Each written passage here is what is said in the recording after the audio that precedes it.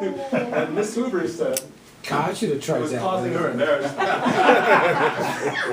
did I think of that? The rest of the story is he was 75 years old. So of course he I didn't. didn't care. I'm good. I'm smart enough, that's all. Later, I'm going to tell you the rest of a very similar story, which also ran, and I'm going to save it for later because it was such a sensation that even Woodard Dinner, Cal, got involved.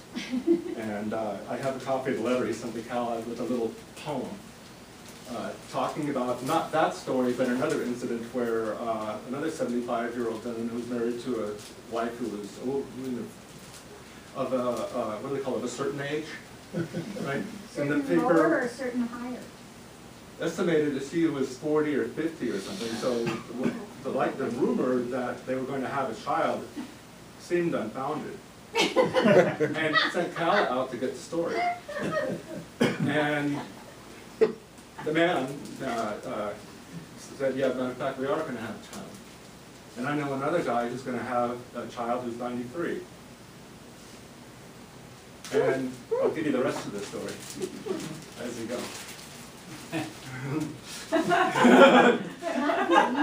What I want to show you, and I'm going to read to you the Tio Vivo thing to show you how stories work, and then I'll show you the headlines I brought with me, and point out some stories that you folks might want to zero in on as we lay things out, especially if we're looking for maybe family.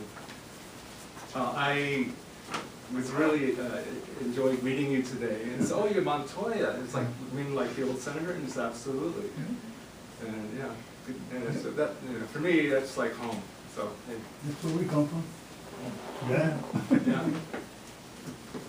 Yeah. Let's see. Well, maybe I'll do this. Let me show, these are drafts of a story, just a sample story that Cal wrote. And in the book I took this out, I was looking through, and all the articles and pages are from 1936 to 42. So me, being the son of a journalist, first question is, where's the rest of it? Or, why this area? And then as I started looking at the articles and thinking of my grandmother and what she would do, why she would have kept these, I realized that, well, she moved to California in 1942 because of the war. John joined the Army Corps of Engineers, and so moved the family out to Santa Monica, California, and he stayed there through the war, divorced, as so many people did, during or after World War II. And by the late 40s, Calla and my father Peter were back in Santa Fe again. And Calla went on to do a radio show in the 1950s. If the reel-to-reel tapes of those shows ever surfaced, I hope to make them available, for the site. Same thing with these, if I ever get to a scanner or something, definitely get some copies to you guys. If people today see their names or see something listed, if you would like a copy of something, you can let me know. Or just write down the date in New Mexico and the article you're looking for, if you want to dig it up through the web archives. Calla is furious when the New Mexican was sold to the Gannett Syndicate, which is the same chain that owned the Tribune, because her way of thinking as a trained journalist was that the primary newspaper of any city or municipality in the country in those days was considered the archival newspaper. It was archived for historical purposes.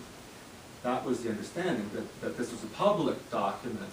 After it came out on the street, it was no longer private ownership sort of thing. So that's different from the Facebook world that we have today. And once you had a copy, it was yours. And who many people remember buying a paper off the street downtown? I sold it. You sold it? I remember Pearl Harbor Day. Yeah. And that was on Sunday, and I knew the newspaper, I heard that the newspaper was putting out a special extra edition. So I went down and got a bunch of papers and staked out the post office, which everybody came into. And so I was the first war profiteer. Maybe a copy of. This was in Wyoming, not here. Who had family or knew somebody that sold papers? See? Yeah, I knew it was gonna be. Yeah. Okay. There was a newspaper, my dad also, he was a little paper boy on the plaza with the little knickers and the little hat. I remember. And that's, Well, this was the 1920s when he was a boy. well, I mean, this guy still had little uniforms, or at least when I remember, and then, were the 60s. But he, Were they gone? Were they gone, Betty? I don't know. he, I thought it was a big deal that my grandmother, who walked in and out, carried me right with her, to the editorial offices. And when she got older, I would carry her columns down to the office for her. And she would took them to the paper glue with that rubber applicator tip. yeah, And what journalists do is, in the old days, would be, they would attach the pages together and send them in with a roll, so that the pages, you didn't lose a page. You had, page 2, 3, and 4, and so forth, but I only have, sadly, I have page 1, 2, and 4 of the rest of the Tio Vivo story, and I thought it was worth sharing. What I'm not going to share is, I also have her draft notes and so forth, and it's fascinating because every layer has another bit of information for people who like that sort of thing. But it's good to know that there isn't the least suspicion of a swelled head among the wooden horses of an ancient Taos, New Mexico merry-go-round since they came to Hollywood to become movie actors. And the same thing may be said of Pascual Martinez, who's a Taoseño who accompanied the Tio Vivo merry-go-round to the movie capital. Pascual remains on the movie set daily, watching the brightly painted horses and small swings give rise not to little children, but to some mighty, glamorous stars.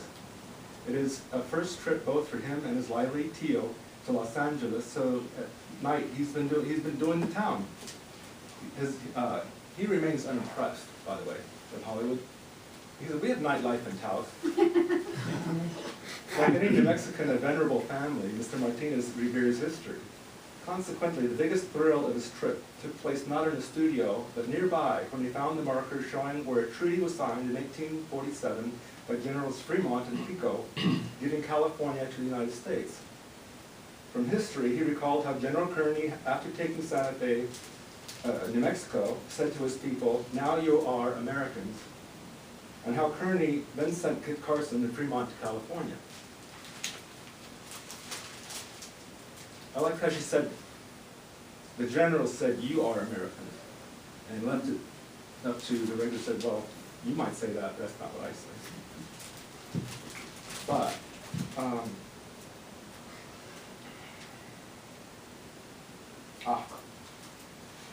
well, that little place he found with the marker is in a park just beyond the studios, said Martinez. I stop and read it every evening. Members of Martinez's own family are written into the history of that period. Did you ever read Willa Cather's Death Comes to the Archbishop? Asked Martinez. That scoundrel in there, he was my father's uncle. The scoundrel to whom he refers as Padre Martinez, and it was at Martinez's house in Taos that Miss Cather gained much of her information on which to base Padre's character.